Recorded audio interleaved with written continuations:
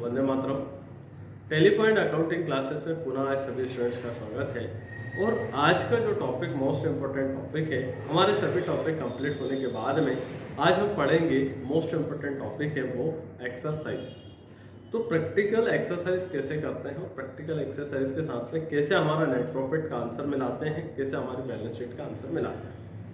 यदि हमारा net profit होता है तो किस प्रकार से वो कैपिटल में ऐड होता है, अगर नेट लॉस होता है तो किस प्रकार से कैपिटल से माइनस होता है।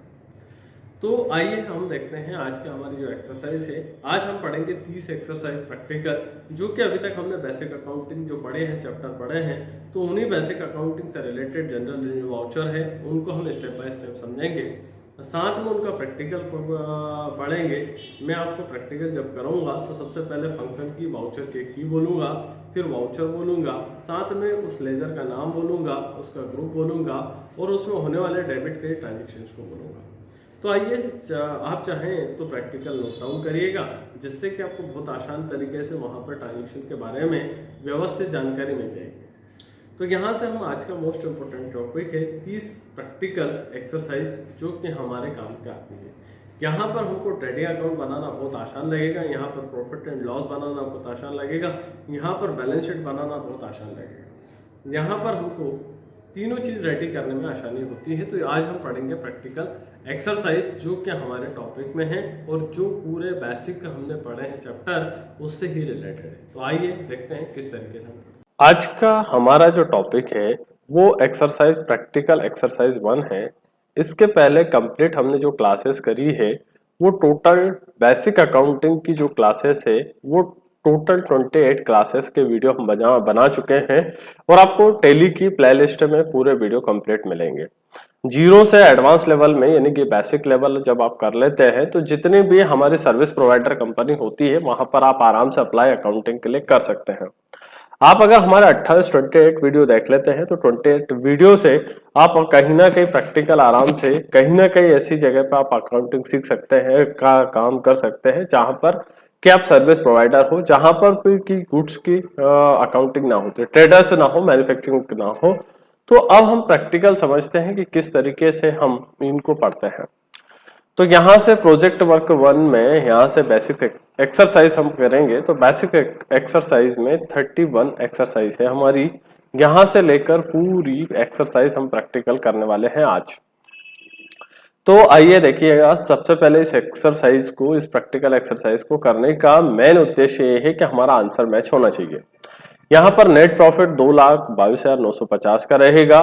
बैलेंस शीट में यहाँ पर जो बैलेंस शीट जो रहेगी, बैलेंस शीट की लायबिलिटी और बैलेंस शीट का असेट्स दोनों का बराबर बैलेंस मैच होना चाहिए 8,97,950 का। तो आइए अब हम टैली में इसका प्रैक्टिकल करके देखते हैं। तो आप अपनी फटाफट से कॉपी और नोटबुक निकालिएगा, यहाँ से कॉपी पेन निकाल कर बैठिएगा। मैं ये पूरी 31 एक्सरसाइज आपको पीडीएफ के माध्यम से सेंड करूंगा, आप डाउनलोड जरूर कीजिएगा। यहाँ से हम जाएंगे तो मैं आपको 3 चीज नोट डाउन करूंगा। पहली चीज मैं आपको, पहला जो रहेगा, जो भी वाउचर एंट्री है उसकी की, फंक्शन की, जैसे अगर कैपिटल लगाना है तो F6 रहेगा और कैपिटल में उसके साथ में लेजर कौन सा डेबिट होगा, कौन सा क्रेडिट होगा। एक एग्जांपल के तौर पर हमने ऑफिस के लिए ऑफिस फर्नीचर परचेज करा है, तो ऑफिस फर्नीचर जब खरीदा है तो उसकी एंट्री हम अगर क्रेडिट में खरीदा है तो F7 में भी कर सकते हैं, F9 में भी कर सकते हैं। अब उसका जो वाउचर है वो तो हमें F9 F7 में कर सकते हैं, लेकिन उसमें होने वाले बनने वाले लेजर कौन से बनेंगे। तो देखिएगा, अगर आपने क्रेडिट में खरीदा तो लेनदार का एक लेजर बनेगा, सिंडिकेटर्स का। सिंडिकेटर लेनदार का जो ग्रुप जाएगा वो हमेशा जाता है सिंडिकेटर में। उसी के साथ में ऑफिस के साथ, ऑफिस का फर्नीचर खरीदा, ऑफिस की बिल्डिंग खरीदी, ऑफिस के लिए कोई भी फिक्स असेट से खरीदते हैं तो वो हमेशा फिक्स असेट से बिठाते हैं। इसी के साथ में मैं आपको होने वाले प्रभाव के बारे में बताऊंगा कि आप जो ट्रांजैक्शंस करते हो उन ट्रांजैक्शंस का प्रभाव कहाँ कहाँ पड़ेगा। तो कहीं ना कहीं उस ट्रांजैक्शन का प्रभाव या तो ट्रेडिंग अकाउंट पे पड़ता है, या प्रॉफिट एंड लॉस पे पड़ता है, या फिर बैलेंस शीट पे पड़ता है। तो आइए प्रैक्टिकल हम समझते हैं किस तरीके से उन एक्सरसाइज को हम करेंगे और समझेंगे। तो यहाँ से हम 31 एक्सरसाइज का आज हमारा चैप्टर है, तो एक एक करके एक्सरसाइज हम पढ़ेंगे और उनका आंसर मिलाएंगे। यहाँ से थोड़ा सा आप ध्यान से देखिएगा, यहाँ से इन एक्सरसाइज को एक एक करके हम लेंगे। तो हम प्रैक्टिकल पढ़ते हैं, यहाँ से हम एक एक एक्सरसाइज करते हैं। तो सबसे पहले हम एक्सरसाइज में सबसे पहले हम F6 प्रेस करते हैं। तो F6 में सबसे पहले है mister Samarth started business with A capital of 5 lakh रुपए। आप एक बार अपनी कॉपी में पूरी एक्सरसाइज नोट डाउन कर लीजिएगा या डाउनलोड कर लीजिएगा। तो यहाँ पर हम पहला ट्रांजेक्शन देखेंगे, mister Samarth started business with A capital of 5 lakh rupees. अब इसका जो जाने वाला ट्रांजेक्शन है वो F6 में जाएगा। तो यहाँ से टू कैपिटल, यहाँ से हमारा जो लेजर बनेगा, एक बनेगा to capital account CR by cash account DR। तो यहाँ से 5 लाख रुपए के हम कैपिटल लगाएंगे और यहाँ से हम F6 में एंट्री करेंगे टू कैपिटल बाय कैश। अब इसका जो प्रभाव पड़ेगा वो बैलेंस शीट में जाएगा। बैलेंस शीट के लायबिलिटी में 5 लाख रुपए शो होंगे और बैलेंस शीट के एसेट्स में 5 लाख रुपए कैश के रूप में शो होंगे। आगे हम पढ़ते हैं परचेस गुड्स फॉर कैश, यानी कि नगद माल खरीदा है। तो हमने जब नगद माल खरीदा है तो परचेस गुड्स फॉर कैश 50,000 रुपए, यानी कि 50,000 रुपए का हमने नगद माल खरीदा है। हम प्रेस करने वाले हैं F9 जब हम प्रेस करेंगे तो यहाँ से कैश माल खरीदेंगे। तो यहाँ पे आएगा हमारा कैश अकाउंट क्रेडिट होगा, परचेस अकाउंट डेबिट होगा। तो यहाँ पर cash account debit, purchase account debit. प्रभाव की बात करूं तो हमारी बैलेंस शीट के एसेट्स से एक तो कैश कम हो जाएगा, एक ट्रेडिंग अकाउंट में हमारा परचेस वैल्यू बढ़ जाएगी, ट्रेडिंग अकाउंट में परचेस वैल्यू डेबिट में बढ़ जाएगी। इसी के साथ में ट्रांजेक्शन नंबर अगला हम पढ़ने वाले हैं 3 नंबर का, परचेस मशीनरी 1 लाख रुपए हमने मशीनरी खरीदी। तो देखिएगा मशीनरी हमने नगद खरीदी है तो इसका ट्रांजेक्शन हम करेंगे F9 में। तो यहाँ से जो मशीनरी हमने खरीदी है उसकी जो कॉस्ट है, उसकी लागत है, वैल्यू है, वो 1 लाख रुपए है। तो 1 लाख रुपए की हम मशीन खरीदते हैं। तो यहाँ से अल्टर शीशे मशीन का लेजर बनाते हैं। तो मशीनरी का जो लेजर बनाएंगे, मशीन का लेजर बनाएंगे, वो हमारी फिक्स एसेट्स में जाएगा। अगर मैं प्रभाव की बात करूं, इफेक्ट की बात करूं, तो एक तो हमारी बैलेंस शीट के एसेट्स से कैश कम हो जाएगा, साथ में ही हमारी बैलेंस शीट के एसेट्स में करंट एसेट्स के रूप, फिक्स एसेट्स के रूप में 1 लाख रुपए वहां पे आपको दिखाई देगा। इसी के साथ में हम आगे चलते हैं एंट्री नंबर 4 में, paid for printing and stationery. हम हमारे ऑफिस के लिए प्रिंटिंग एंड स्टेशनरी खरीद कर लाए हैं। तो 4 नंबर की जो एंट्री है वो हमारा इनडायरेक्ट एक्सपेंसेस का लेजर बने, एक प्रिंटिंग एंड स्टेशनरी का लेजर बनेगा जो कि उसका ग्रुप जाएगा इनडायरेक्ट एक्सपेंसेस में। तो यहाँ से हम अगले वाला ट्रांजेक्शन F5 पेमेंट वाले वाउचर में करेंगे, जिसमें कि हम खर्चों का ट्रांजेक्शन होगा। तो यहाँ से स्टेशनरी का लेजर बनेगा, स्टेशनरी EXP का। स्टेशनरी को इनडायरेक्ट एक्सपेंसेस में डालते हैं और वाउचर हम जो करेंगे F5 पेमेंट वाउचर में करेंगे। तो जो स्टेशनरी का एक्सपेंसेस है वो हमारा स्टेशनरी है 1300 रुपए। तो एक तो हमारी कैश कम हो गया और एक हमारा प्रॉफिट एंड लॉस अकाउंट का डेबिट साइड में खर्चा बढ़ गया। इसी के साथ में अगला ट्रांजेक्शन हम करते हैं यहाँ से 5 नंबर का, purchase office furniture, fix office furniture 50,000 रुपए का। तो यहाँ से ऑफिस का जो फर्नीचर है वो हम F5 में भी कर सकते हैं और F9 में भी कर सकते हैं। तो यहाँ से हम आगे चलते हैं। तो यहाँ से हम F9 पेश करते हैं और F9 में ये 50,000 रुपए का ऑफिस फर्नीचर हमने जब खरीदा तो यहाँ से हमारा कैश क्रेडिट होगा 50,000 रुपए से। तो यहाँ से हमने क्या करा, ऑफिस फर्नीचर का लेजर बनाया और जिसको हम फिक्स एसेट्स में गए।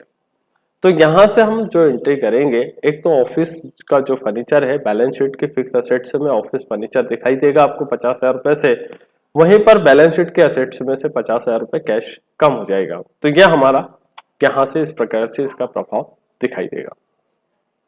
इसके साथ में आगे अगले वाले एंट्री जो चलते हैं, ऑक्ट्राई जो चार्जेस होता है, ये ऑक्ट्राई चार्जेस जब आप एक राज्य से दूसरे राज्य में माल की एंट्री लेकर करते हैं तब वहां से लगने वाला स्टेट जो टैक्स होता है उसको हम ऑक्ट्राई चार्ज कहते हैं। तो इसको हम जब पैड करेंगे तो ये हमारा डायरेक्ट एक्सपेंसेस होगा।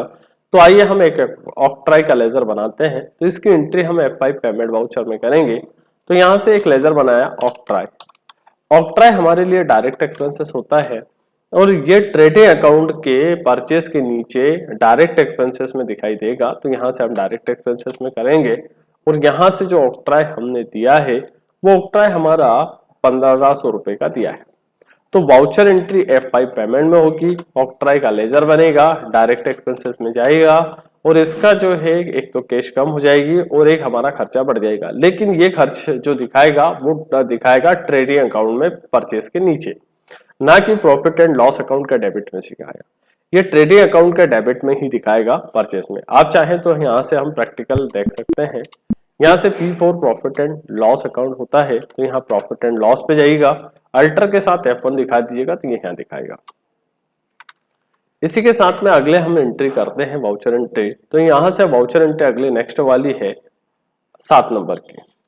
तो हमारे यहाँ ऑफिस में फैक्ट्री में हमने क्या करा, कोई लेबर का चार्ज दिया, मजदूर को मजदूरी दी, तो उसको हम बोलते हैं वेजेस। प्रोफेशनल व्यक्ति को जब हम पैसा देते हैं तो उसको सैलरी बोला जाता है, लेकिन अकुशल व्यक्ति कोई ठेला गाड़ी चलाने वाला होता है या कोई व्यक्ति होता है हमाल जो व्यक्ति होता है जो अकुशल व्यक्ति होता है उसको हम मजदूरी देते हैं। तो हमने मजदूर को मजदूरी दी है तो उसके लिए हमने इसका जो खर्चा होता है वेजेस वो 1000 रुपए दिया है। तो इसकी जो एंट्री होती है 1000 रुपए की, एक तो यहाँ पर F5 पेमेंट वाले वाउचर में करेंगे और दूसरा हम इसको कैश में करेंगे। तो ये जो वेजेस है मजदूरी है, एक तो हमारा खर्चा है तो ये डेबिट होगा, और वेजेस हमेशा होता है ट्रेडिंग अकाउंट के डेबिट साइड में शो होगा। एक तो कैश कम हो जाएगी और एक हमारा डायरेक्ट एक्सपेंसेस बढ़ जाएगा। डायरेक्ट एक्सपेंसेस हमेशा ट्रेडिंग अकाउंट के डेबिट में दिखाई देता है। इसी के साथ में हम आगे चलते हैं और आगे चलने के साथ साथ हम क्या करते हैं, आगे चलते हैं और आगे हमारी जो एंट्री होती है वो आगे हम चलते हैं। तो यहाँ से हम देखते हैं कि वेजेस पेड करने के बाद में हमारा ओपन बैंक अकाउंट, यानी कि हमने हमारा बैंक में एक SBI बैंक में अकाउंट खुलवाया, जो कि हमने वहां पे जब अकाउंट खुलवाया तो 50,000 रुपए हाथों हाथ डिपॉजिट करें। तो यहाँ से इसकी एंट्री F4 कॉन्ट्रा वाउचर में होने वाली है। तो यहाँ से हम प्रेस करेंगे F4 और F4 प्रेस करने के बाद में ये 50,000 रुपए हमने इस बैंक में जमा करवा दिया। तो इस F4 50,000 रुपए हमने यहाँ से कैश अकाउंट क्रेडिट हो जाएगा और यहाँ से हमारा SBI अकाउंट डेबिट हो जाएगा। तो यहाँ से हम Alt+C से एक लेजर बनाएंगे SBI बैंक का। तो SBI बैंक का जब लेजर बनाएंगे तो ये बैंक अकाउंट ग्रुप में जाएगा। तो एक तो हमारी कैश कम हो जाएगी, बैलेंस शीट के एसेट्स से कैश कम हो जाएगी और बैलेंस शीट के एसेट्स में ही बैंक बैलेंस बढ़ जाएगा। तो यानी कि एसेट्स पे वैसा कोई प्रभाव नहीं पड़ेगा, वहीं पर रिपीट हो जाएगा, कैश का पैसा बैंक में चला जाएगा। अगला हम चलते हैं यहाँ पर, अगला नेक्स्ट वो ट्रांजेक्शन हम करने वाले हैं sold goods for cash. Entry number हम करते हैं 9 नंबर की। तो 9 नंबर की एंट्री हम जब करेंगे तो ये नगद माल बेचा है, तो इस ट्रांजेक्शन को हम F8 में करेंगे। तो यहाँ से जब F8 में करेंगे तो यहाँ से कैश अकाउंट डेबिट हो जाएगा 75,000 रुपए का और वहीं पर सेल्स क्रेडिट हो जाएगा। तो जब हम कैश में सेल करेंगे तो हमारी बैलेंस शीट के करंट एसेट्स में कैश बढ़ जाएगी, साथ में ही हमारा ट्रेडिंग अकाउंट में सेल्स बढ़ जाएगा। एक तो सेल्स वैल्यू बढ़ गई, दूसरा हमारी कैश बढ़ गई। तो यहाँ से हमने एंट्री F8 में करी। इसी के साथ में हम आगे चलते हैं। यहाँ से 9 नंबर की एंट्री के बाद में हम चलते हैं 10 नंबर पे, purchase goods from Arise India on credit, यानी कि हमने 1,25,000 रुपए का माल अराइस इंडिया से खरीदा। तो अराइस इंडिया से जब हमने माल खरीदा तो ये क्रेडिट परचेस होगा, F9 में एंट्री होगी और F9 में जब एंट्री होगी तो यहाँ पर एक लेजर बनेगा अराइस इंडिया का। तो अराइस इंडिया का जब लेजर बनेगा तो यहाँ पर हम एक लेजर बनाते हैं अराइस इंडिया। अराइस इंडिया हमारे लिए क्रेडिटर होगा और इसका ग्रुप जाएगा सन्ड्री क्रेडिटर। अराइस इंडिया से जब हमने माल खरीदा तो यहाँ से 1,25,000 रुपए का खरीदा, तो यहाँ से हमने इंटर पेश करा तो यहाँ से पार्टी अकाउंट क्रेडिट हुआ, परचेस अकाउंट डेबिट हुआ। 1,25,000 रुपए का जो प्रभाव दिखाएगा अराइस इंडिया का, वो बैलेंस शीट की लायबिलिटी में लेनदार क्रेडिटर के रूप में दिखाएगा और ये ट्रेडिंग अकाउंट के परचेस वैल्यू में दिखाएगा, ऐड हो जाएगा, परचेस में डेबिट हो जाएगा परचेस वैल्यू। इसी के साथ में हम अराइस इंडिया के बाद में आगे चलते हैं। अराइस इंडिया से 11 नंबर पे रिटर्न गुड्स टू अराइस इंडिया। तो जब हमने अराइस इंडिया से माल खरीदा था 1,25,000 रुपए का, तो इसमें से 1,25,000 रुपए में से 5,000 रुपए का माल हमने रिटर्न कर दिया। रिटर्न के कई सारे कारण होते हैं, माल की साइज का इशू रहता है, माल का टेक्निकल इशू रहता है, माल की ब्रांड का इशू रहता है। तो कई सारे ऐसे रीजंस होते हैं जो गुड्स रिटर्न कर देते हैं। और जब माल को रिटर्न करते हैं तो वहां पे एक अपोजिट एंट्री होती है। अपोजिट एंट्री ये होती है जब यहाँ पर माल देने वाले को क्रेडिट करेंगे और परचेस डेबिट करेंगे तो वहां उल्टा हो जाएगा, यहाँ पर पार्टी अकाउंट डेबिट होगा और परचेस रिटर्न क्रेडिट हो जाएगा। तो इसका जो वाउचर होगा वो वाउचर हमारा यहाँ पर हम चलते हैं और इस वाउचर को एक्सेप्ट करने के बाद हम चलते हैं यहाँ पर ये F9 में हुआ, कंट्रोल H। इस ट्रांजेक्शन को हमने यहाँ से एक्सेप्ट कर दिया और इसको एक्सेप्ट करने के बाद में हम F7 वाले ट्रांजेक्शन्स में करते हैं। तो यहाँ पर जो डेबिट होने वाला वो अराइस इंडिया हो जाएगा। 5,000 रुपए से अराइस इंडिया को डेबिट कर दिया। अब आप चाहते हो तो यहाँ से परचेस रिटर्न का एक अलग लेजर बना सकते हो, परचेस रिटर्न। तो परचेस रिटर्न का जब लेजर बनाएंगे तो उसका जो ग्रुप जाएगा वो भी परचेस अकाउंट में जाएगा। जब परचेस रिटर्न का कोई लेजर बनाएंगे तो परचेस रिटर्न का लेजर भी परचेस अकाउंट में जाएगा। तो एक विशेष करके ध्यान से आप साथ देखिएगा। अब इफेक्ट प्रभाव की बात करूं तो यहाँ से करंट लाइबिलिटी जो होगी, हमारा जो क्रेडिटर है अराइस इंडिया 1,25,000 रुपए, तो एक तो अराइस इंडिया का जो बैलेंस है देना है हमें 1,25,000, उसमें से 5,000 रुपए कम हो जाएंगे, यानी कि 1,25,000 की जगह उसका बैलेंस, फाइनल बैलेंस 1,20,000 रुपए देना है। इसी के साथ में जो हमने 1,25,000 रुपए का माल खरीदा था उसमें से 5,000 रुपए की वैल्यू का माल माइनस हो जाएगा। तो यानी कि वास्तविक परचेस जो होगी वो हमारी 1,20,000 की होगी। तो यह हमारा F7 में एंट्री हुई और यह हमारा प्रभाव दिखाई दिया। इसी के साथ में हम आगे चलते हैं। Goods sold to credit Piyush traders, 12 number की एंट्री हमने पीयूष ट्रेडर्स को माल बेचा है उधार में। तो जब पीयूष ट्रेडर्स को उधार में माल बेचा है तो इसकी एंट्री हमारी जो होगी वह F8 में होगी। तो यहाँ से एक लेजर बनेगा पीयूष ट्रेडर। पीयूष ट्रेडर को हम सड्डे डेप्टर में डालेंगे और यहाँ से पीयूष ट्रेडर को जब माल बेचा है हमने, तो यहाँ पर पीयूष ट्रेडर को जो माल बेचा है वो 1,55,000 रुपए का बेचा है। 1,55,000 रुपए से पीयूष ट्रेडर्स को हम डेबिट करेंगे, क्योंकि हमारे नियम है कि पाने वाले को डेबिट करते हैं पर्सनल अकाउंट में। F10 में एंट्री, F8 में एंट्री हुई, पीयूष ट्रेडर का एक लेजर बना, पीयूष ट्रेडर को सन्डी डेप्टर में डाला। F8 में एंट्री डालने के बाद में by Piyush traders account debit हुआ टू सेल्स अकाउंट क्रेडिट हुआ। यहाँ पर बैलेंस शीट की प्रभाव की बात करूं तो बैलेंस शीट का यहाँ पर करंट असेट्स में डेबिटर से बढ़ गया 1,55,000 रुपए से पीयूष ट्रेडर्स से दिखाएगा बैलेंस शीट की क्रेडिट साइड में, जो कि वहां पर 1,55,000 से दिखाएगा। दूसरा सेल्स की बात करूं तो हमारे ट्रेडिंग अकाउंट में सेल्स क्रेडिट में दिखाएगा 1,55,000 रुपए। तो ये प्रभाव भी साथ साथ आप नोट डाउन करते चलिएगा। इसी के साथ में आगे मैं बात करता हूं, एंट्री नंबर हमारी जो होती है return goods from Piyush trader. तो हमने क्या करा, पीयूष ट्रेडर को जब माल बेचा था तो यहाँ से पीयूष ट्रेडर्स को हमने क्या करा था, डेबिट करा था और सेल्स को क्रेडिट करा था। लेकिन पीयूष ट्रेडर्स को कोई किसी कारण से वो माल 7,000 रुपए का रिटर्न करके चले गया।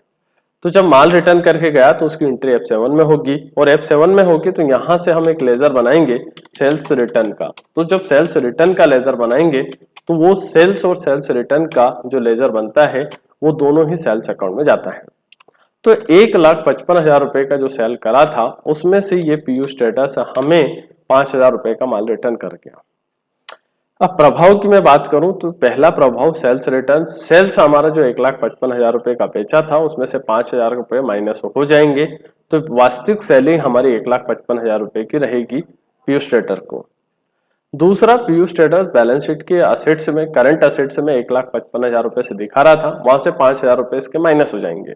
तो यहां से ये प्रभाव इसका पड़ेगा। तो वास्तविक पीयूष ट्रेडर्स जो होगा डेबिट वो 1,50,000 रुपए से होगा, और वास्तविक जो सेल करी है पीयूष ट्रेडर को 1,50,000 रुपए की करेगी। तो ये प्रभाव हमारा दिखाता है, और एंट्री जो होगी वो F7 में होगी। इसी के साथ में हम आगे चलते हैं एंट्री नंबर 14 पे। तो यहाँ से पीयूष ट्रेडर्स को हमको 1,50,000 रुपए में से 1,00,000 रुपए मिल रहे हैं। तो हम चलते हैं F6 में, और F6 में यहाँ से पीयूष ट्रेडर्स की एंट्री करते हैं। तो पीयूष ट्रेडर्स को हमको 1.5 लाख रुपए में से 1,00,000 रुपए मिलेंगे।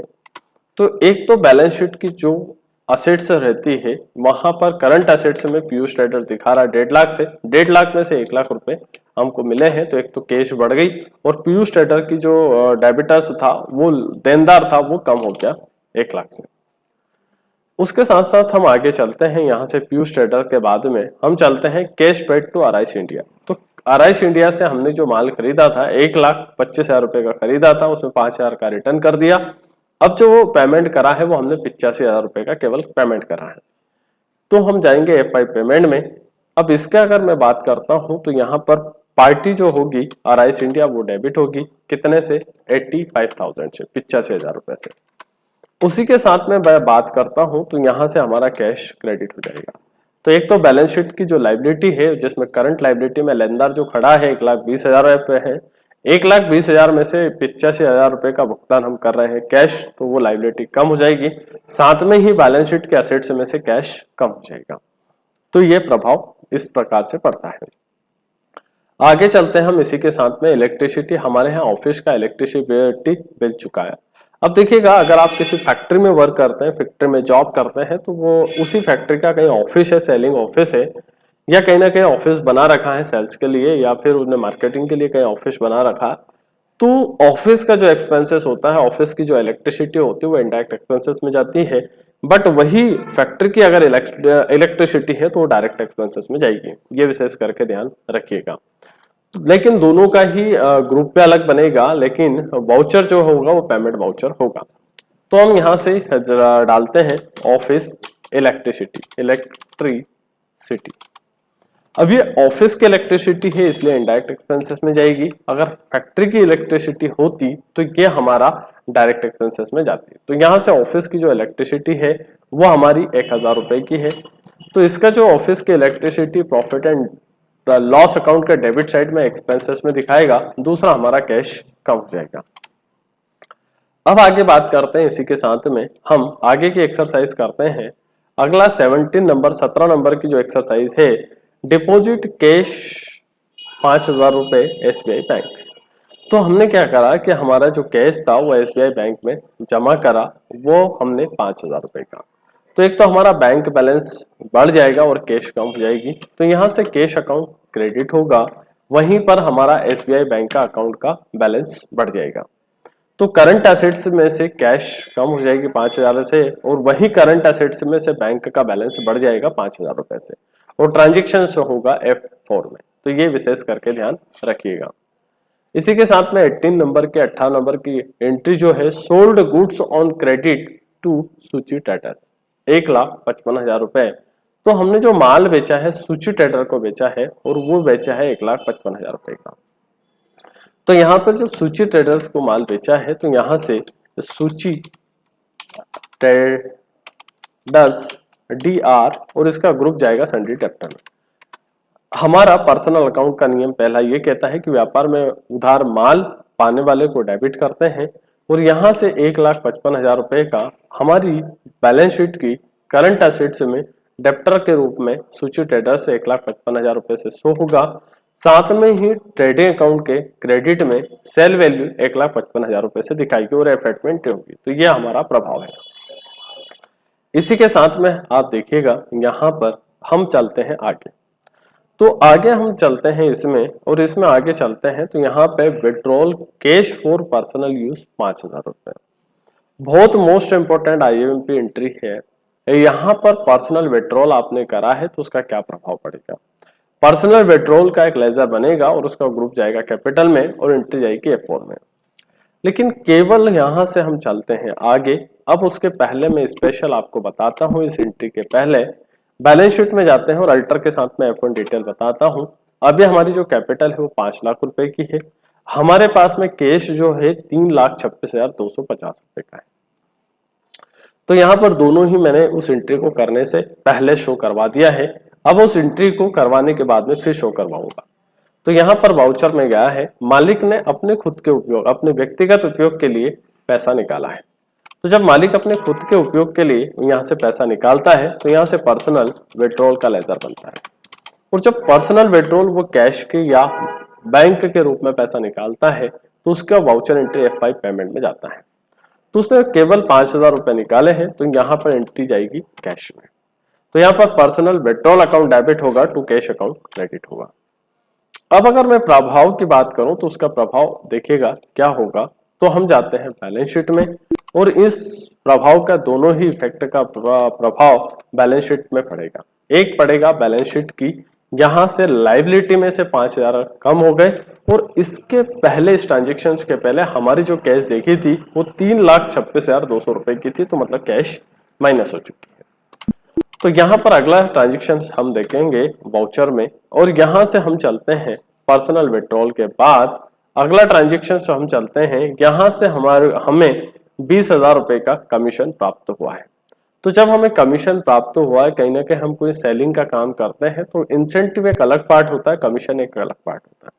मेरा Tally point accounting coaching class चलाने के साथ साथ एक छोटा सा काम है सेकंड हैंड लैपटॉप खरीद कर बेचने का। सेकंड हैंड लैपटॉप खरीदता बेचता हूँ, तो इससे क्या होता है, मुझे कहीं ना कहीं कमीशन भी मिलता है, कहीं ना कहीं प्रॉफिट होता है। तो यहाँ पर हम चाहते हैं अल्ट्रा सी से, यहाँ से हमको कमीशन रिसीव हुआ है। अगर कमीशन रिसीव हुआ तो वो हमारी व्यापार के लिए अदर इनकम, इनडायरेक्ट इनकम होती है, और अगर कमीशन रिसीव हुआ है तो इनडायरेक्ट इनकम है, और कमीशन पेड किया है तो इनडायरेक्ट एक्सपेंसेस है। इसके प्रभाव की अगर मैं बात करूं तो कमीशन अगर मिला है 20,000 रुपए का, तो एक तो प्रॉफिट एंड लॉस अकाउंट के क्रेडिट साइड में आपकी इनकम के साथ में दिखाएगी, इनकम में शो होगी। दूसरा, अगर कैश मिला है तो आपका कैश इंक्रीज हो जाएगा, कैश बढ़ जाएगा। बैलेंस शीट के एसेट्स में कैश हमारा आपको याद है 3,21,200 रुपए था कुछ, तो यहीं पर बैलेंस शीट में हम जाते हैं। प्रॉफिट एंड लॉस में हम देखते हैं तो यहाँ से कमीशन के रूप में दिखा रहा है, वहीं पर बैलेंस शीट में हम जाते हैं तो यहाँ पर हमारा ये जो कैश है वो 3,41,000 रुपए हो गया। अब हम आगे चलते हैं, कमीशन मिलने के साथ साथ हम आगे चलते हैं, तो यहाँ से कमीशन जो रिसीव हुआ है उसके बाद में हमने टेलीफोन का बिल दिया, तो इंटरनेट चार्ज जो होता है वो और टेलीफोन होता है वो दोनों एक ही रहते हैं। तो हमने टेलीफोन का बिल का भुगतान करा है 1,500 रुपए। तो हमारे ऑफिस में कोई टेलीफोन बिल का भुगतान किया है, तो यहाँ से हम एक लेजर बनाएंगे फोन बिल पैड। तो जो टेलीफोन का बिल हमने पेमेंट करा है, टेलीफोन बिल पैड किया है, उसे हम इनडायरेक्ट एक्सपेंसेस में डालेंगे। तो टेलीफोन का जो बिल का भुगतान करा है उसकी एंट्री F5 पेमेंट वाउचर में होगी, और पेमेंट जब वाउचर में जब होगी तो यहाँ पर हम जाएंगे तो 1,500 रुपए का भुगतान करा है। इसका भुगतान हम कैश में करा है तो कैश अकाउंट क्रेडिट होगा, टेलीफोन बिल अकाउंट डेबिट होगा। कंट्रोल ऐसे हम एक्सेप्ट करते हैं। इसी के साथ में हम आगे चलते हैं यहाँ से, और यहाँ से चलते हैं तो यहाँ से हम आगे चलते हैं और हम चलते हैं यहाँ पर आगे चलते हैं।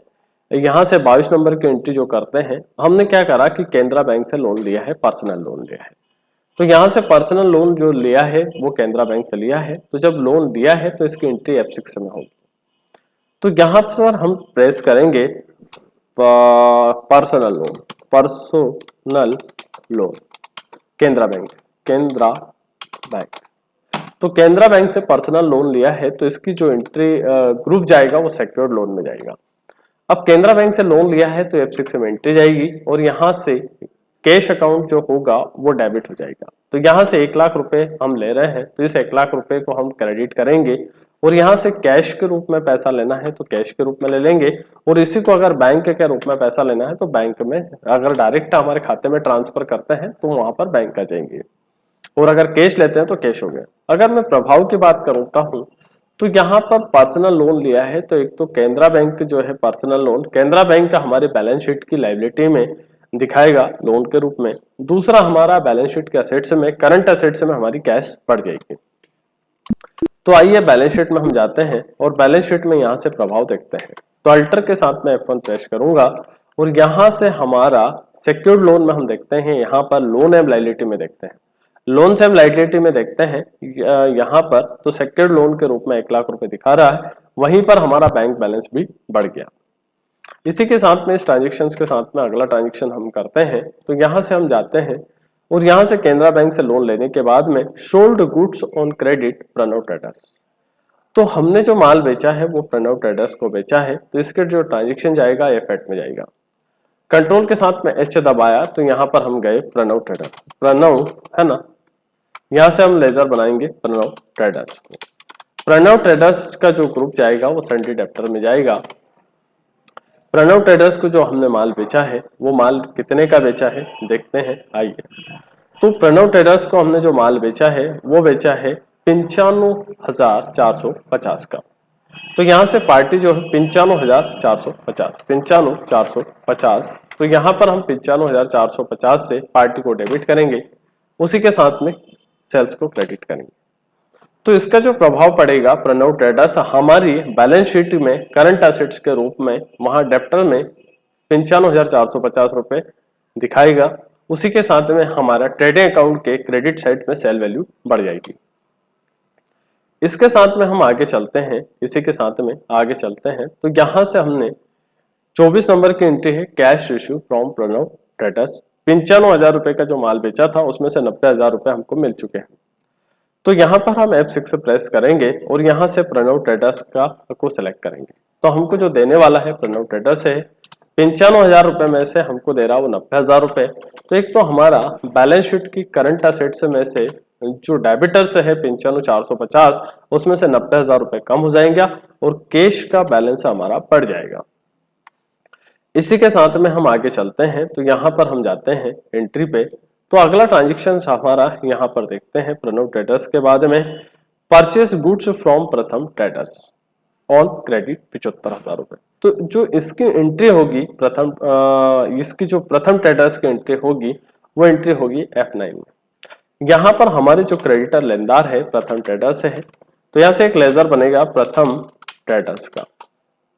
प्रथम ट्रेडर्स CR सन्ड्री क्रेडिटर में जाएगा और ये प्रथम ट्रेडर 75,000 रुपए से क्रेडिट होगा। तो इसका जो प्रभाव पड़ने वाला है वो बैलेंस शीट की लायबिलिटी में करंट लायबिलिटी में पड़ेगा, उसी के साथ में हमारी परचेस वैल्यू बढ़ जाएगी। तो ये परचेस का प्रभाव ट्रेडिंग अकाउंट का डेबिट साइड में परचेस वैल्यू बढ़ जाएगी।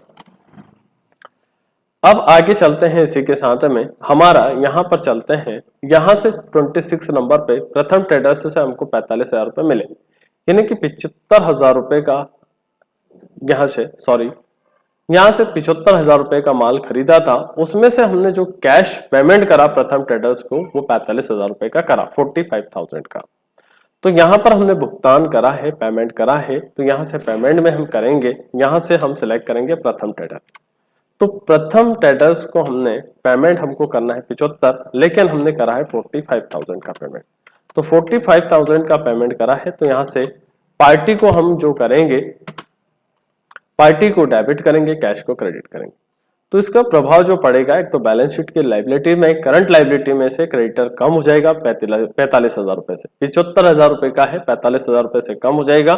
दूसरा हमारा बैलेंस शीट के करंट एसेट्स में से कैश की वैल्यू कम हो जाएगी। इसी के साथ में हम आगे चलते हैं, इसके साथ में हम चलते हैं 26 नंबर पे डिपॉजिट कैश 70,000 रुपए। हमने SBI बैंक में हमारा जो कैश का बैलेंस है वो जमा करा। तो यहाँ से हम F4 में एंट्री करेंगे और F4 में जब एंट्री करते हैं तो डिपॉजिट जब करते हैं तो उसके पहले आप अपने बैंक का बैलेंस और कैश का बैलेंस जरूर देखिएगा। तो यहाँ पर हम जाते हैं और यहाँ पर अल्टर के साथ F1 प्रेस करते हैं। यहाँ पर हमारे पास में जो कैश है 3,84,700 का है और 1,55,000 रुपए का बैंक है। तो जब हम 70,000 रुपए जमा करेंगे, बैंक में डिपॉजिट करेंगे, तो यहाँ से कैश का बैलेंस 70,000 रुपए से कम हो जाएगा और ये 70,000 रुपए का बैलेंस यहाँ पे 1,55,000 रुपए में प्लस हो जाएगा। आइए देखते हैं, हम वाउचर में जाते हैं और F4 में एंट्री करते हैं। तो यहाँ पर 70,000 रुपए से कैश क्रेडिट हो जाएगा, वहीं पर SBI हमारा डेबिट हो जाएगा। तो यहाँ पर हम आगे चलते हैं, ये बैंक की डिटेल है, कंट्रोल A से एक्सेप्ट कर दीजिएगा। ये नरेशन का पार्ट होता है, तो आप यहाँ जहाँ पे भी जो भी नरेशन शो करना चाहते हैं वो नरेशन शो करते हैं। तो हम चलते हैं, क्या प्रभाव पड़ा, तो हम चलते हैं बैलेंस शीट में और बैलेंस शीट में अल्टर के साथ में F1 पेश करते हैं और यहाँ पर हम देखते हैं तो कैश हमारा 3,14,000 रुपए का है और बैंक बैलेंस 2,25,000 रुपए का है। अब हम चलते हैं वाउचर पे ही आगे और वाउचर पे आगे चलते हैं और वाउचर पे अगले वाली एंट्री जो हम करेंगे वो हमारी 28 नंबर की परचेस बिल्डिंग फॉर कैश। हमने जो बिल्डिंग खरीदी है वो नगद खरीदी है 1,00,000 रुपए की। एक एग्जांपल के तौर पे एंट्री में करवा रहा हूं, क्योंकि नगद 1,00,000 रुपए की कोई सी भी बिल्डिंग नहीं मिलती है आज वर्तमान के समय में, तो इसको एक एग्जाम्पल के तौर पे समझे। 10 लाख की एंट्री में करता, 20 लाख की एंट्री करता, 50 लाख की करता, लेकिन हमारा कैश नेगेटिव हो जाएगा। दूसरा, ये कैश के माध्यम से इतना बड़ा ट्रांजेक्शन नहीं करते हैं कभी भी, तो ये एक एग्जाम्पल के तौर पे मैं बता रहा हूं, इसको आप वास्तविक का उसमें प्रैक्टिकल ना करें, ठीक है। तो हम आते हैं आगे इसी के साथ में। तो यहां से हमने क्या करा कि यह बिल्डिंग खरीदी, हमने कंट्रोल के साथ H दबाया, तो यहां से हमने कैश में बिल्डिंग खरीदी। तो यहां से जब कैश में बिल्डिंग खरीदी 1,00,000 रुपए की, तो कैश अकाउंट हमारा क्रेडिट हो जाएगा। अल्टर सी से यहां से बिल्डिंग जो खरीदी है तो बिल्डिंग फिक्स असेट्स में चली जाएगी, तो बिल्डिंग हमारी जो होगी वो डेबिट हो जाएगी और उसी के साथ में हमारा कैश क्रेडिट हो जाएगा। तो इसका जो प्रभाव पड़ने वाला है वो प्रभाव ये पड़ेगा कि बैलेंस शीट के असेट्स में जाएंगे। बैलेंस शीट के असेट्स में यहाँ पर देखिएगा फिक्स असेट्स में जाएंगे और फिक्स असेट्स में हमारी बिल्डिंग दिखा रही, उसी के साथ में हमारा जो कैश है वो भी कम हो गया। अब आगे चलते हैं इसी के साथ में वाउचर में, और वाउचर में आगे वाले एंट्री हम देखते हैं। तो आगे जो ट्रांजेक्शन है हमारा, यहाँ से हमने जो करा हुआ है ट्रांजेक्शन परचेज बिल्डिंग के बाद में है रेंट दिया है, तो हमने 5,000 रुपए का रेंट चुकाया है, तो हम पेमेंट में एंट्री करेंगे। अगर हमने ऑफिस का रेंट चुकाया है तो उसका यहाँ से ऑफिस रेंट के नाम से एक लेजर बनेगा, जिसका जो ग्रुप जाएगा इनडायरेक्ट एक्सपेंसेस में जाएगा।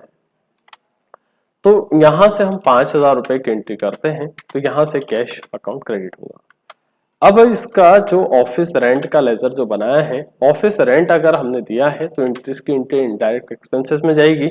अगर वहीं पर फैक्ट्री का रेंट अगर चुका है तो उसकी एंट्री, इसका जो ग्रुप जाएगा वो डायरेक्ट एक्सपेंसेस में जाएगा, एंट्री पेमेंट वाउचर में होगी। अगर मैं प्रभाव की बात करूं तो यहाँ से प्रॉफिट एंड लॉस अकाउंट के डेबिट साइड में इसका प्रभाव पड़ेगा और वहीं पर हमारा कैश का बैलेंस कम हो जाएगा।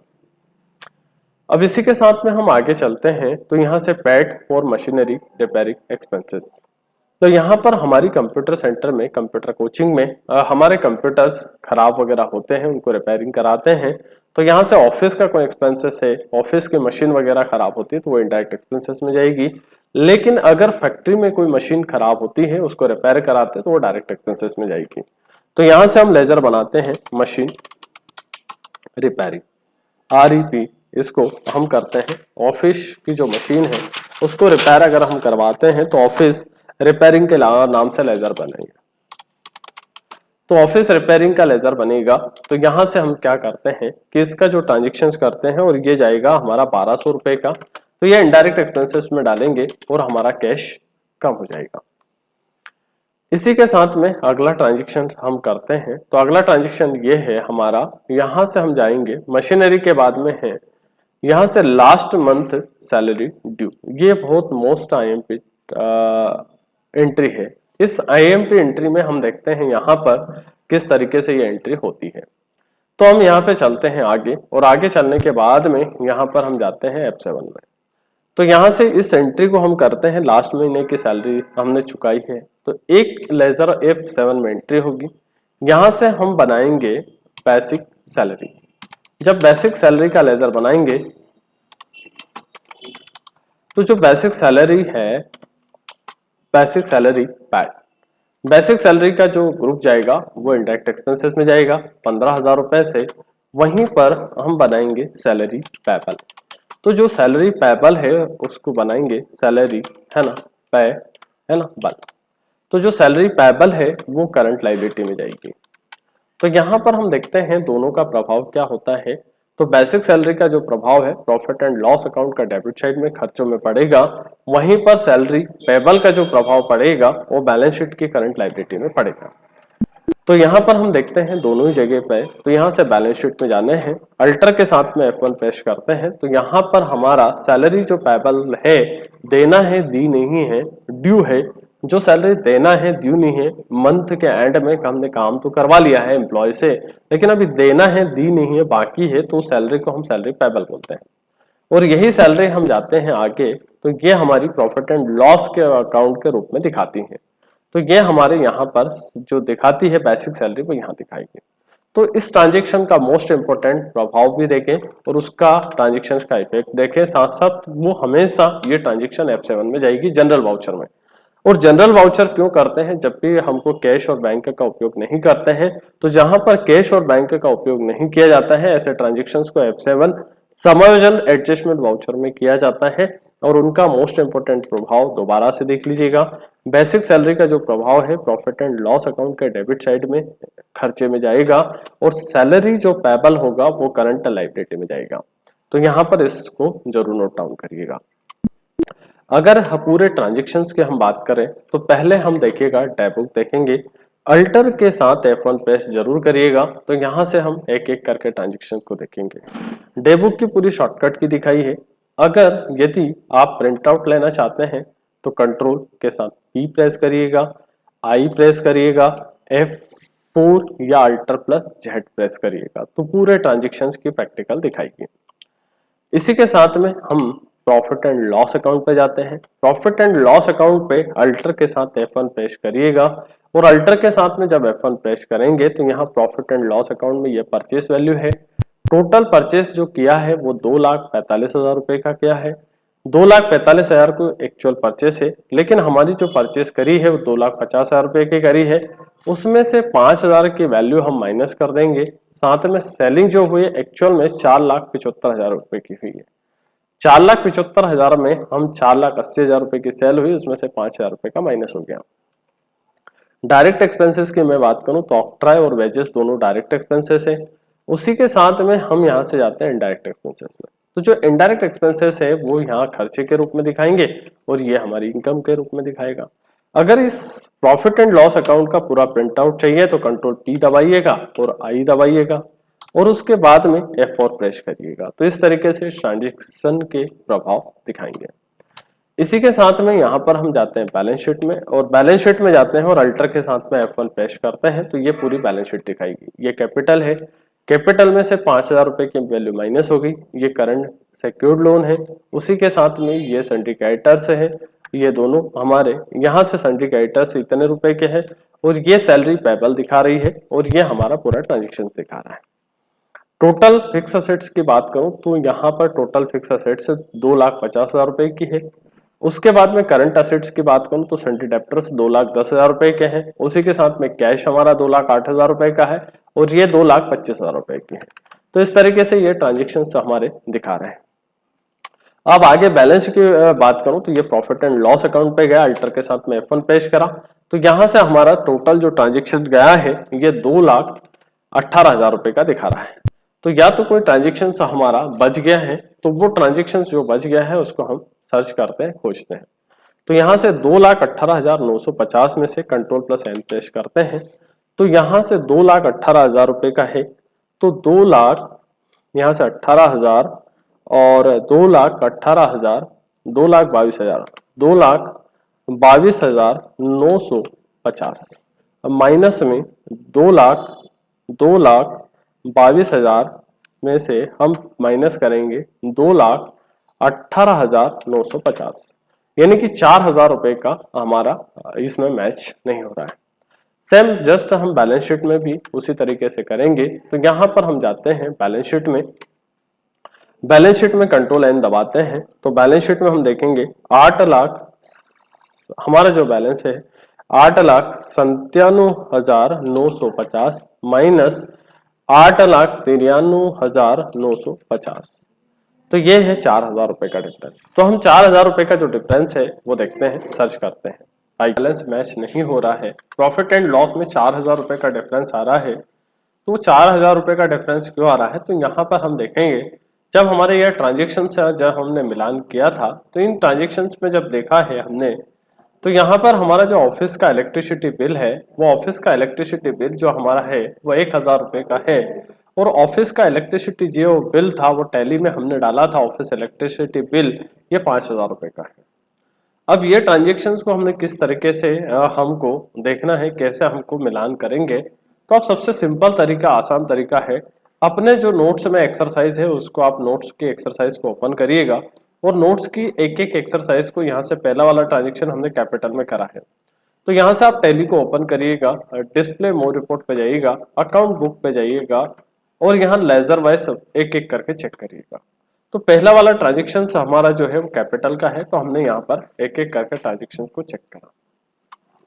अब हमको यहाँ पर जब मिलाया ट्रांजेक्शन्स को एक एक करके, यहाँ से सिंगल सिंगल ट्रांजेक्शन्स को सबको मैच करा तो यहाँ से हम देखेंगे कि ऑफिस जो इलेक्ट्रिसिटी बिल हमने पैड करा है वो हमारा ऑफिस इलेक्ट्रिसिटी बिल था 5,000 रुपए का, हमने चुकाया है, पैड भुगतान किया है। लेकिन वास्तविक में हम जब हमने ये एक्सरसाइज की, देखी उस एक्सरसाइज को, यहाँ से हमने ऑफिस की जो इलेक्ट्रिसिटी है वो 1,000 रुपए की है। तो ये जो डिफरेंस है इस तरीके से आप अपने एक्सरसाइज को ले लीजिएगा और यहाँ से आप यहाँ पर उसको सही कीजिएगा 1000 रुपये। तो यहाँ से अब हमारा बैलेंस हम चेक करते हैं। तो यहाँ पर गेटवे ऑफ टेली के डिस्प्ले मोर रिपोर्ट पे जाइएगा और सिंगल सिंगल लेजर वाइज आप मैच करिएगा, आपका बैलेंस बहुत आसान तरीके से मिल जाएगा। तो हमारा जो बैलेंस यहाँ से मैच नहीं हो पा रहा था, या कैलकुलेटर में मैच करा था, तो प्रॉफिट एंड लॉस अकाउंट में भी 4000 का डिफरेंस आ रहा था और वहां पर बैलेंस शीट में भी 4000 का आ रहा था। यानी कि शॉर्ट जो हो रहा था वो कैश हमारा हो रहा था। एक तो हमारे प्रॉफिट एंड लॉस अकाउंट के डेबिट साइड में खर्चे बढ़ रहे थे 4000 रुपए के, और बैलेंस शीट में हमारी जो कैश शॉर्ट हो रही थी वो 4000 रुपए के हो रही थी। तो इसलिए हमारा यहाँ पर प्रॉफिट एंड लॉस अकाउंट का और बैलेंस शीट का दोनों बैलेंस मैच नहीं हो पा रहा है। अब देखिएगा बैलेंस शीट में हम बैलेंस मैच, यहाँ पर प्रॉफिट एंड लॉस अकाउंट का जो बैलेंस था 2,22,950 रुपए का बैलेंस था। तो देखते हैं हमारी एक्सरसाइज में भी वही बैलेंस दिखा रहा है 2,22,950। तो सेम बैलेंस मैच होता है। अब हम बैलेंस शीट का बैलेंस देखते हैं 8,97,950। तो यहाँ तो हमारा बैलेंस शीट का बैलेंस, प्रॉफिट एंड लॉस का बैलेंस आसानी से मिल गया। लेकिन बैलेंस शीट में जब जाते हैं तो अल्टर के साथ में F1 पेश करते हैं, तो यहाँ पर 8,97,950 रुपए का बैलेंस हमारा मैच हो गया। इसी के साथ में अगर आप आपके ट्रायल बैलेंस भी देखना चाहते हैं तो यहाँ पर ट्रायल बैलेंस पे जाइएगा और ट्रायल बैलेंस का वही नियम रहेगा जो आपका बेसिक नियम होता है अकाउंटिंग का। कैपिटल हमेशा क्रेडिट होती है, कैपिटल जो विड्रॉल होती है वो माइनस होती है। परचेस हमेशा डेबिट होता है, कैश हमेशा क्रेडिट होता है। तो जो नियम आपके रहते हैं अकाउंटिंग के वही नियम रहेंगे। तो यहाँ से इस तरीके से आप अलग अलग तरीके की रिपोर्ट अलग अलग तरीके से देख सकते हैं। लेकिन अगर आपसे बोला गया डिस्प्ले मोड रिपोर्ट पे जाइएगा, अकाउंट बुक पे जाइएगा, अगर आपको ग्रुप वाइज बोला गया कि टोटल इनडायरेक्ट एक्सपेंसेस कितने हुए, तो यहाँ से आप इनडायरेक्ट एक्सपेंसेस सिलेक्ट कर लीजिएगा। अभी हमारे डायरेक्ट एक्सपेंसेस कितने हुए, तो आप यहाँ पे डायरेक्ट एक्सपेंसेस को सिलेक्ट कर लीजिएगा। खर्चे हमेशा डेबिट होती है, इनकम हमेशा क्रेडिट होती है, लायबिलिटी हमेशा क्रेडिट होती है, असेट्स हमेशा डेबिट होती है। आपसे पूछा गया कि सन्डी डेप्टर्स कितने के हैं, सन्डी क्रेडिटर्स कितने हैं के, तो अभी हमारे सन्डी क्रेडिटर्स 2 लोग हैं और टोटल क्रेडिट बैलेंस 65,000 का है। सन्डी डेप्टर्स हमारे जो है 2,10,450 रुपए के हैं और ये हमारे 3 लोगों को से पैसा लेना है। यहाँ से इनडायरेक्ट इनकम की मैं बात करूं तो इनडायरेक्ट इनकम कितनी हुई है, तो आप यहाँ से पर्टिकुलर ग्रुप वाइज चेक कर सकते हैं। यदि रजिस्टर की बात करूं तो परचेस रजिस्टर, सेल्स रजिस्टर, आप यहाँ से शॉर्टकट तरीके से जो हाईलाइट कैरेक्टर से है उनको आप चेक करिएगा, तो बहुत आसान तरीका बचता है। आखिरी में बचता है जो नेट प्रॉफिट होता है 2,22,950 रुपए का। इस 2,22,950 रुपए के नेट प्रॉफिट को हम बैलेंस शीट में ऐड करते हैं। तो यहाँ पर बैलेंस शीट जो है, बैलेंस शीट में हम जाते हैं तो बैलेंस शीट में जो है 4,95,000 रुपए के हमारे बैलेंस शीट में कैपिटल है। तो ये जो नेट प्रॉफिट निकला है 2,22,950 रुपए का, इस 2,22,950 रुपए के प्रॉफिट को हम कैपिटल में ऐड करेंगे। किस तरीके से अगर प्रॉफिट होता है तो ऐड होता है और किस तरीके से अगर नुकसान होता है तो कैपिटल से माइनस होता है। तो इसके लिए हम वाउचर पे जाएंगे और वाउचर में हम जाने के बाद में हम F7 प्रेस करेंगे। F7 पेश करने के बाद में सबसे पहले हम यहाँ पर एक लेजर सिलेक्ट करेंगे प्रॉफिट एंड लॉस, जो कि टैली में बाय डिफॉल्ट बना देता है। अब यहाँ पर अगर प्रॉफिट होता है तो प्रॉफिट हमारी इनकम होती है और प्रॉफिट हमेशा क्रेडिट में शो होता है। तो यहाँ पर 2,22,000 रुपए का हमारा प्रॉफिट हुआ है 950 रुपए का, और उसी को हम हमेशा हमारी कैपिटल जो होती है वो क्रेडिट होती है। तो जो कैपिटल है उसका हम लेजर सिलेक्ट करेंगे, यहाँ से इंटर करेंगे। तो यहाँ से टोटल हमने हमारा जो प्रॉफिट है वो ट्रांसफर हो गया कैपिटल में। अब हम देखते हैं यहाँ पर बैलेंस शीट में, और बैलेंस शीट में जाने के बाद में हम जाते हैं यहाँ पर बैलेंस शीट में अल्टर के साथ में F1 पेश करते हैं। तो यहाँ से टोटल 7,17,950 रुपए की कैपिटल हो चुकी है हमारी। तो यहाँ पर हम एक्चुअल कैपिटल, वास्तविक कैपिटल ये है, और हमारी जो कैपिटल थी 7,22,950 की थी, उसमें से 5,000 रुपए का पर्सनल विड्रॉल हो चुका है। तो इस तरीके से हम अगर प्रॉफिट का बैलेंस होता है तो उसको ऐसे इस तरीके से कैरी फॉरवर्ड करते हैं, और अगर लॉस का बैलेंस होता है तो उसको कैरी फॉरवर्ड करने के लिए बाय कैपिटल ऊपर आ जाती है और टू प्रॉफिट एंड लॉस नीचे आ जाता है। तो आशा करूंगा, उम्मीद करूंगा ये वीडियो आपको पसंद आया होगा। वीडियो पसंद आया है तो लाइक करें, शेयर करें और अपने दोस्तों के साथ में जरूर शेयर करिएगा, और सब्सक्राइब करना ना भूलें। जय हिंद, वंदे मातरम।